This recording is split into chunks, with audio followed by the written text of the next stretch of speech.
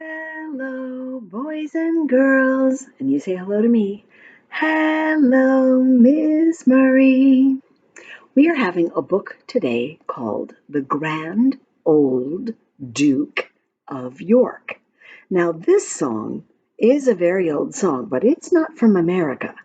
This song is from England, and a duke is someone who is part of a royal noble system of government that we don't have in America. They have that royal system in England and other places where people are given titles. Usually, titles in America are only things like mayor or doctor or president or vice president. But things like duke and baron and duchess and viscount, those titles we don't use in America. So we know that this story came to us from England. And look at all the soldiers in this picture. Now, the color of the coats that the soldiers are wearing in this illustration is very important, because when America fought the war with England long time ago, before we celebrated the 4th of July, we were fighting the Redcoats. And so Americans were having a war and fighting against the British people. The soldiers all wore coats that were the color red.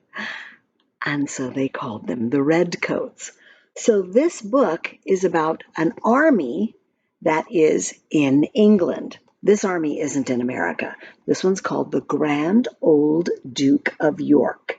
Now, it's an old famous song, but this one has adaptations, so verses that were thrown in there that weren't in the original, and the illustrations, because you see they're cut out of fabric and colors and then pasted on there to look like cartoon drawings. It's by Maureen Roffey and Bernard Lodge. So here is our song, The Grand Old Duke of York. Oh, the grand old Duke of York, he had 10,000 men. He marched them up to the top of the hill, and he marched them down again. And when they were up, they were up. And when they were down, they were down. And when they were only halfway up, they were neither up nor down. Oh, the grand old Duke of York, he had 500 men. He marched them in and out of a wood, and he marched them in again. And some turned to the left, and some turned to the right, and some marched all around the wood till day had turned to night. Oh, the grand old Duke of York, his men were half asleep. He marched them through a river, but the river was too deep, and some of them did sink, and some of them did swim, and some did firmly shake his hand and bid farewell to him. Oh, the grand old Duke of York had only 20 men.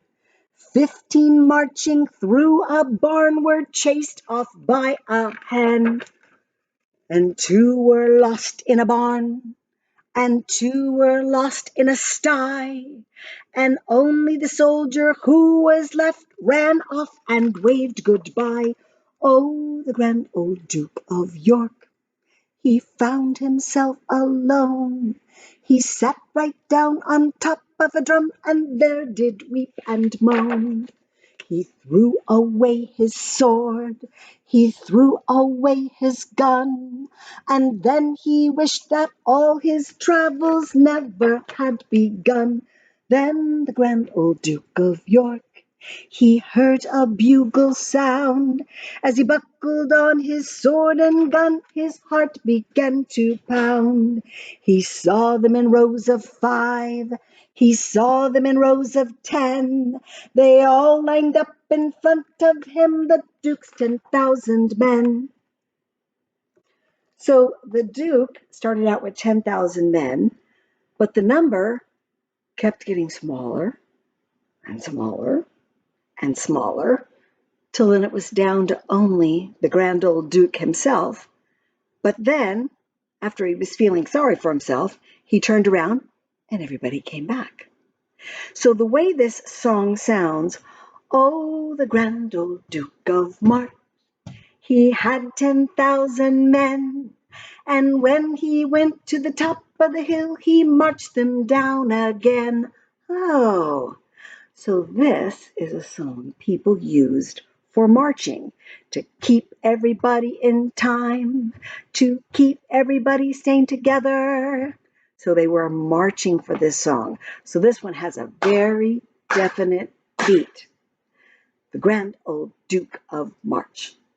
Okay? Grand Old Duke of York. So friends, I will see you next time. We're going to say goodbye. Goodbye, boys and girls. See you next time. Goodbye, Miss Maureen.